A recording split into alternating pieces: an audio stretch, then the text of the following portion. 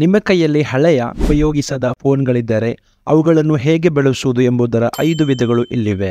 ಒಂದನೆಯದಾಗಿ, ನಿಮ್ಮ smart TV remote ಹಾಳಾಗಿದ್ದಲ್ಲಿ permanent remote ಆಗಿ ಫೋನ್ ಅನ್ನು ಉಪಯೋಗಿಸಬಹುದು. ಇದಕ್ಕಾಗಿ ಗೂಗಲ್ ಹೋಮ್ ಆಪ್ ಅನ್ನು ಯೂಸ್ ಮಾಡಬಹುದು ಅಥವಾ IR ಸೆನ್ಸರ್ ಇದ್ದರೆ ಉಪಯೋಗಿಸಬಹುದು. ಎರಡನೆಯದಾಗಿ, ನಿಮ್ಮ ವಾಹನದ ಡ್ಯಾಶ್ ಕ್ಯಾಮೆರಾವಾಗಿ ಉಪಯೋಗಿಸಬಹುದು.